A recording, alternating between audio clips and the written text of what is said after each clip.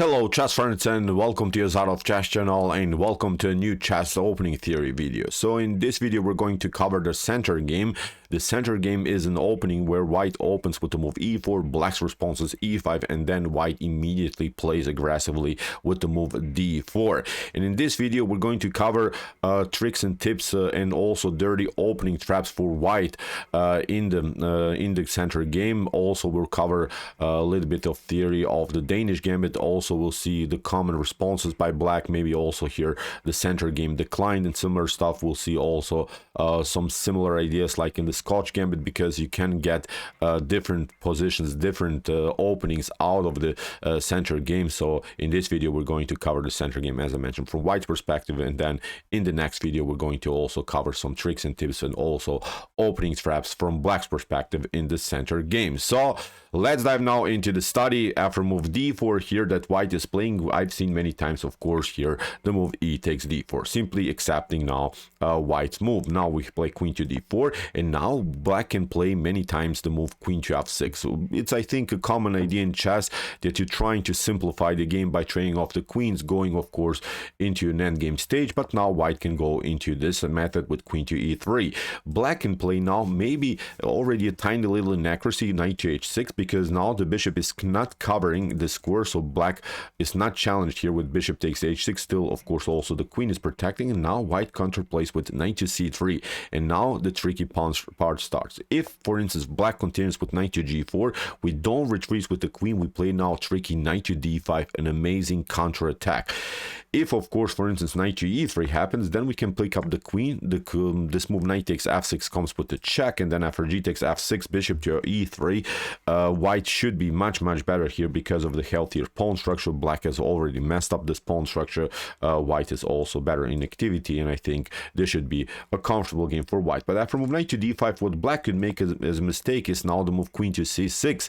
Now we play queen to f4, hitting the knight and also the pawn on c7. In order to stay in the game, black needs now to play the move d6 in order somehow to protect the knight, but also cover this diagonal on darkness. But now we play an amazing bishop to b5, sacrificing the bishop, and now we have the royal fork. The game is over here for black. So okay, that was our now first opening trap. Let's see now different method. After move e4, e5, d4, e takes d4, queen to d4. Of course, the best move here for black is to proceed with knight to c6. I think it's a common method, and that's, I think, also the downside when white is playing the center game, because the queen always gets a little bit exposed. White gets challenged, black gets an extra tempo in the opening, which is of course a great thing for black. But let's see a new trap also in this particular line. We play now queen to e3 again, bishop to e7. We play normal development with knight to c3, knight to f6. Black also is playing so far a great game, again bishop to d2, and after move d5 we play now e takes d5, and now black is trying this method, knight to b4. Black will eventually get the pawn back, that's not the problem here, but now black gets challenged in this way. We play now queenside castling, and now after knight from f to d5, you see the queen is endangered, also the knight is endangered. What black is hoping for is actually to get even an extra pawn here with this tactical sequence. After knight to d5, knight takes a2, after king to b1 and queen to d5, you see now black is hoping now to get a pawn on a2, and the queen is now connected to the knight. But now we play an amazing b3. You see now the queen cannot come here to a5 because this bishop is covering the square. The knight is basically trapped. In order to stay in the game, black could maybe try the move knight to b4, but now we play an amazing queen sacrifice with queen takes e7. After queen takes e7, we play bishop to b4, discovered attack also against the queen. In order to stay in the game, you can maybe play now king to e6, and now we have this one, bishop to c4, wins now the queen back, and I think it's immediately game over here for black. So that was our now second method. Let's see now different opportunities. Again, we go e4, e5, d4, and now after move e takes d4, queen to d4, again this idea, knight to c6, we play again queen to e3, and now for bishop to b4, which seems tempting, but actually your bishop is a little bit exposed. Now we play c3, bishop to a5, and now bishop to c4, normal development. We have now knight from g to e7, which is actually not the best way here to proceed for black. The better way is to play the move knight to f6, but I think this move knight from g to e7 is a common mistake, because black worries if you play knight to f6 that you could maybe push the pawn on e5, but the e5 is actually not such a huge threat because of knight to g4. But let's see now, for instance, if black makes now the mistake with knight to e7, we play now queen to g3, hit now the pawn, black is trying to castle, now we go aggressively with the move h4. Black is trying to cover now this g file, because the huge threat is in some lines, maybe here bishop to h6, and then even deliver checkmate. Black is trying now to cover, we play now the move h5, but now after move knight to e5, it seems so that black has covered everything, because still black has after bishop to h6 the possibility maybe to play the move g6, but now we play tricky bishop to g5. This is the way to go. f6 is of course not the possibility because of here the bishop's activity. You have to play now queen to e8, and now we play bishop to f6, not bishop to h6, because now there's simply not a good way anymore to protect this. You can maybe try g6, but now we pick up this one. After something like knight to g6, we have even queen takes g6, h takes g6, and now rook to h8 is an amazing checkmate with a beautiful rook and bishop's activity. So let's see now a different method. Again, we play the center game with the move d4, and now after queen to d4, again this idea, knight to c6, but now we play queen to a4, and now black is going for the e4 pawn with queen to e7. We develop with knight to c3, knight to f6, and after bishop to g5, black could be very aggressive with the move d5 here, but still we don't worry here. We play simply queenside castling. That's actually also, I would say, a common idea of the center game, because in the beginning when the queen comes on d4, you're always one tempo up and you can castle queenside, which gives you, I think, a certain flexibility to play queenside castling, kingside castling. And now, for instance, after queenside castling, d takes e4 can be played, but now we play knight to e4 after queen takes e4, which is actually not the best way here for black. The black has to play here queen to b4, maybe in order to again to simplify the game, but again there are some worries here around the square f6. If queen to e4 happens, now we have this one, rook to d8. We sacrifice the rook. The problem is now you cannot take it with the knight. That's the issue here, because of the pin by the queen against the knight. You have to now get your king, but now the king gets decoyed to this diagonal, and now we can pick up the queen. You cannot pick it up with the knight, and the game is over again here for black. Let's see now different options here for white. Let's see now a new tricky method. After move e4, e5, and d4, e takes d4, we're going now into the so-called Danish Gambit, which is also of course a part of the center game. What should now black do? Black can of course take d takes c3. Now we play bishop to c4. We allow here, actually white allows here black even to take with bishop c takes b2. Now we play bishop to b2, and first of all I wanted to show you in this Danish Gambit a common method that I think black can play many times and equalize the game in the early stage of the game. Many times in chess history, for instance, this method has been played d5, decoying now the bishop to the square d5, and now you play knight to f6. You allow here white to play now this aggressive bishop takes f7, but believe me, actually the game is not lost here for black. After queen to d8, black has also this counterattack with bishop to b4. You have to now cover with your queen, and now after bishop to d2, knight to d2, I think this should be a pretty equal game. So if you're bothered maybe to play against this very aggressive method with the black pieces, then I think this is also a solid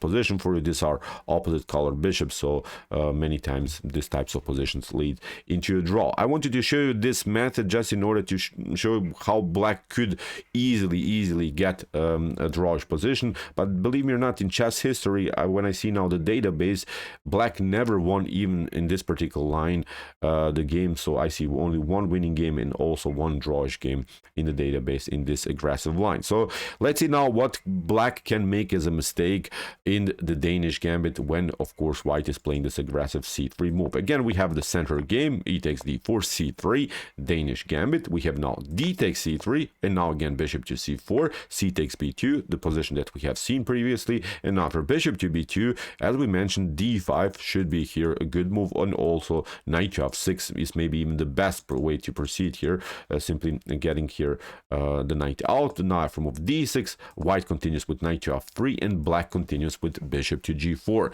which is also a very common mistake by black in the in this Danish Gambit. Now we have, of course, this idea: bishop takes f7, and after king to f7 we have knight to e5.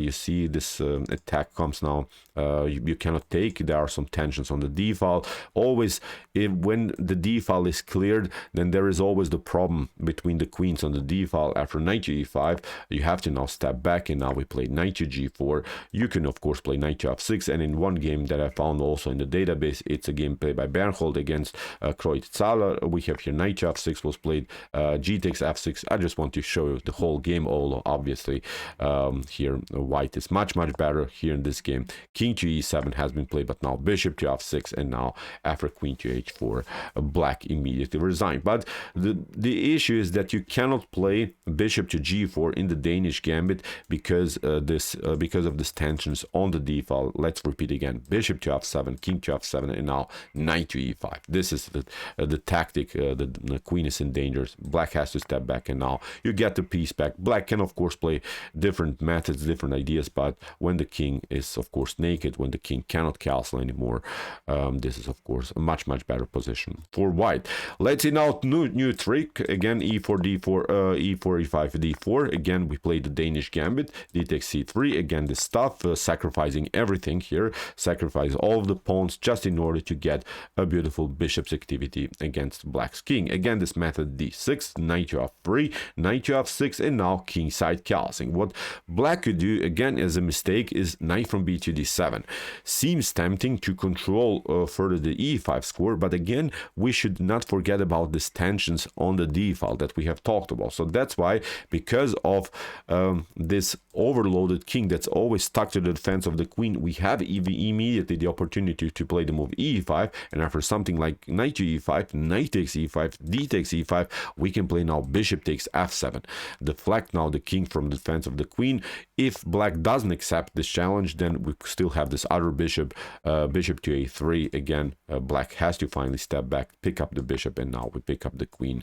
Again, game over here for black. Cool ideas in the Danish Gambit. Let's see now a new method in the Danish Gambit. Again, we play c3, and black could maybe try here the so-called Sorensen defense with d5, trying to break and enter immediately. We play now queen to d4, and after knight to f6, we play bishop to g5. We play now the knight here against the queen. We have bishop to e6. Black is trying to hold the position around the square d5, which is so far perfectly fine. Black didn't make any mistakes so far, but now after move e5, black can make many times the mistake, and I've seen it many times in the lead chess database, and I've seen it also many times in some, I don't know, irregular games, that black cannot simply find the best continuation. Here in one game I found this idea: bishop to h6, attacking now the bishop, but actually this is not working, because after e takes f6 you can get the piece back, but now f takes g7 is, of course, winning the rook or winning the bishop. Again,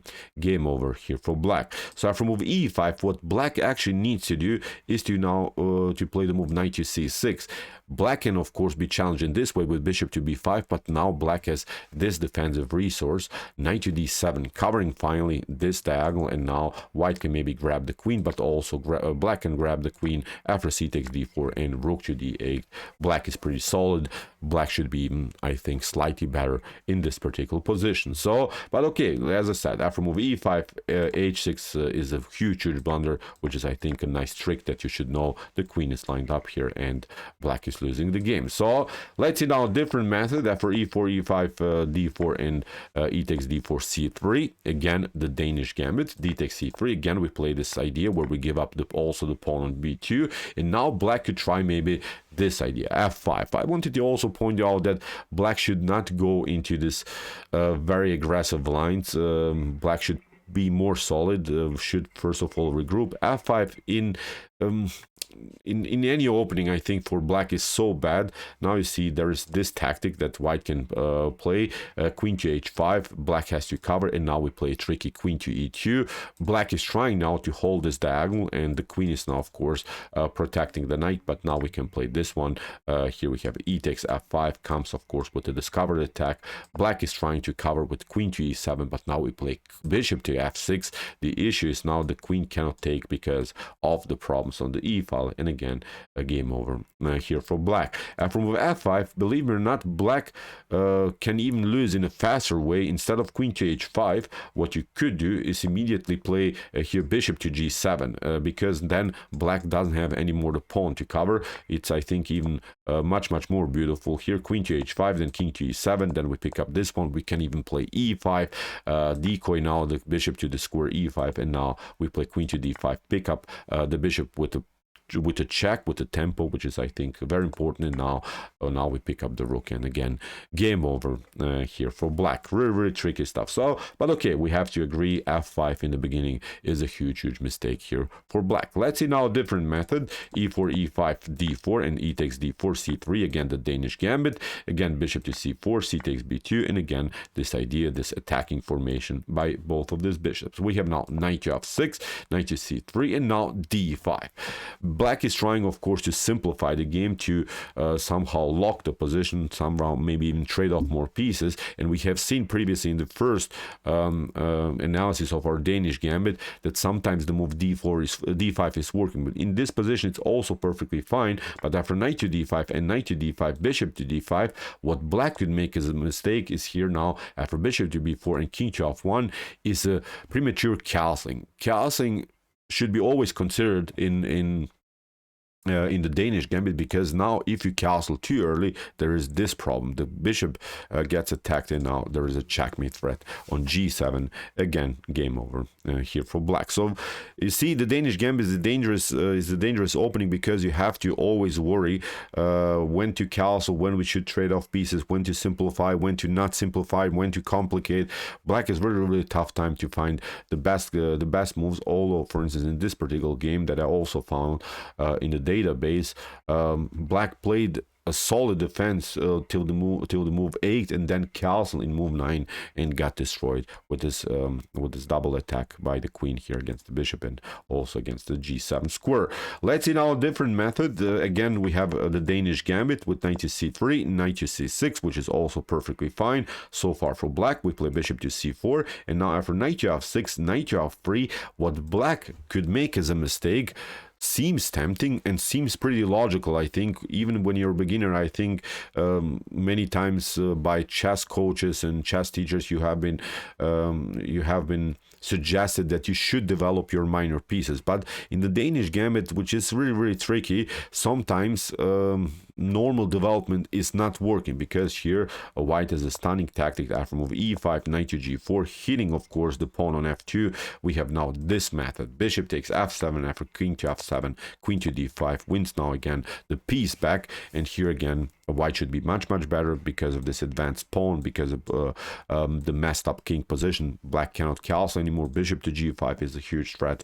I'm not saying this completely winning for white, but I would not love to, of course, play now this game from black's perspective. So let's see now a different method. Again, we have again the Danish Gambit, bishop to c4, and now black goes with d6, queen to b3, attacking now this pawn and also attacking this pawn. Black protects here with the move queen to e7, and now we play knight to c3. After move c6, black is preparing now the aggressive d5, which seems pretty logical. Of course, you're trying somehow get use of the e file attack, because white's king is still stuck in the center, but white should not worry so much. After knight to f3 and d5, we can retreat, and we can actually even pick up the pawn on e4. f5 seems dangerous, but now we simply kingside castle. We allow here black to take, and now after knight to e4, there's simply not such a good way anymore for black to defend his position. This analysis, I think, requires a deeper analysis. The evaluation when it comes to computer evaluation is 0.5 in white's favor. Black can, of course, cannot take the knight here because of rook to e1 traps the queen, but it's still very complicated to play. After knight to e4, you could maybe try bishop to e6 because nothing else is working. If you try knight to d7 to get finally maybe new defenders into the game, then you will get destroyed through the e file for sure. So bishop to e6 is actually in the beginning the first normal move for black, but now queen to c3, and now if you try, for instance, knight to f6, knight to g5, and after knight to h6, again you're getting simply destroyed on the e file. So as I said, the best way after bishop to e6 and knight queen to c3 is actually to play knight to a6, which leads into a very complicated line. That's the best way here for black to proceed, but I don't want to dive too much into now really opening theory from white's and from black's perspective. As I said, after bishop to e6 and queen to c3, black could maybe try this idea, knight to f6, trying to simplify the game. Again, after knight to f6, queen to f6, to somehow finally secure the king, to splash somehow here the attack, but actually after knight to g5, the game is almost over here for black. So also very cool thing to know. So after, let's see a different concept again, e4, e5, d4, and now we go again to the Danish Gambit. If we have bishop to c4, again this idea, c takes b2, bishop to b2, and now many times in beginners level, black is also trying to be very active, and with the queen sometimes it's very good also to play, but you see that the common, when you start to play chess, probably someone has told you that you should not play with the queen in the early stage of the game, and you see now exactly why. Here I wanted to show a couple of examples where there are several tactics around the square f7. The f7 square is a huge problem in the Danish Gambit for black. After move queen to g5, we play normal development with knight to f3, and for instance, if black gets now greedy even with queen to g2, we attack now first the king with bishop to f7, and now we play rook to g1. The queen doesn't have good squares. You have to, I think, give up the queen here for the rook. But if, for instance, queen to h3 happens, then you have this one, knight to g5, again wins the game, and game over here for black. Really stunning stuff. So I've also I found also a similar position, not the same game and not the same sideline, but with a similar tactic. Here was a game played by Ernst Falkberg against Alov Zitogorski. We have now again the Danish Gambit after a similar method. It's not the Danish Gambit anymore, but again black tried to play very early with the queen. We play now queen to e2 here, and after bishop to b4, white tried c3. After d takes c3, b takes c3, attacking now the bishop, and again this method, knight to f3, attacking the queen, and actually in this particular position black has to play queen to e7, which is pretty equal game. White lost the pawn but has now great activity, also a possibility to advance the pawn, has now the opportunity to play bishop to g5, will eventually include now all of the pieces into the game, and has a faster development, has a better activity, as I said. But here from knight to f3, black tried queen to h5, and again the problems around the square f7. Here g4 was played by Ernst Falkberg, a great move, again decoying now the queen to the square, and now bishop to f7. If you try, of course, king to f7, then knight to e5, again wins the queen. In the game, king to f8 was played, but now rook to g1. The queen doesn't have good squares anymore. Look at this, the queen gets even trapped after a couple more moves. The whole h file is taken here. Everything is covered. You cannot even have access to the h6 square, and you don't have access to none of the squares. So again, game over here for black. Ernst Falkberg played really an amazing tactic. I really like this move g4, which is, I think, very hard to see. Then after queen to g4, bishop takes f7, and it was game over here for black.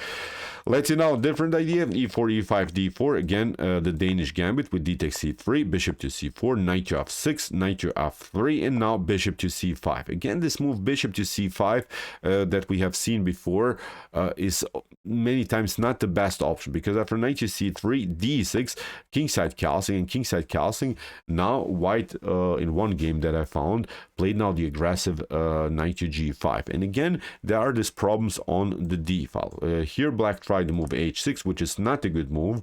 Knight to c6 is pretty solid here. You're controlling also the e5 score, but in this game here h6 was played, and now you got the grip finally. Knight takes f7, and after rook to f7, now e5, again getting use here of the d-file attack. Black has maybe the opportunity to play knight to h7, and then after bishop takes f7, white should be slightly better, but after move e5, knight to g4 was played, and now look at this, e6. I wanted to show you also this game because it has really amazing tactics. In the game, queen to h4 was played by black. Black tried here to deliver checkmate. Now, first of all, we have e takes f7, king to f8, and now bishop to f4, controls now the h2 square. We have now knight to f2, but now a simple queen to e2. Black is trying again this discovered attack, but now here white retreated to h1, bishop to d7, and now I wanted to show really a beautiful checkmate sequence. Rook to queen to e8 was played. Here after rook to e8 we have f takes e8. You have to now pick it up with the bishop, and now double check with the bishop and also with the rook activity. Black cannot escape to the square g8. Again, game over here for black. Really amazing stuff. But as I said, again, the issue was this d-file attack. You should always, I think, consider this e5 breakthrough, because in the Danish Gambit, as I mentioned, you cleared already the d-file with the support of the bishop. Dangerous stuff again here to handle for black. Let's see now a different method, e4, e5, d4, again knight to f3. We have now the so-called Kierzynski variation. We have knight to c6, bishop to c4, bishop to c6, bishop to c4, pardon me, knight to c6, bishop to e7, and now again similar methods like in the Danish Gambit, but actually we have a transposition into the Scotch game, into also gambits of the Scotch game. But as I said, from the center game you can get really many positions. So after move c3, we have d takes c3, and now queen to d5. Very cool method, forcing black now to play the move knight to h6 in order to protect the f7 square. And now we play bishop takes h6, kingside calcing. You have to now give up the piece back, but now for knight to c3, white should be much better here. Black has an endangered king, white has powerful knight, has a great grip here on light squares, can also castle queenside. I'm not saying white is completely winning or something here, but I think it's very unpleasant to play now the game from black's perspective. I think this trick here, then this delayed c3, this delayed Danish Gambit idea, I think is pretty solid here after d takes c3. As I said, queen to d5 forces now this move knight to h6.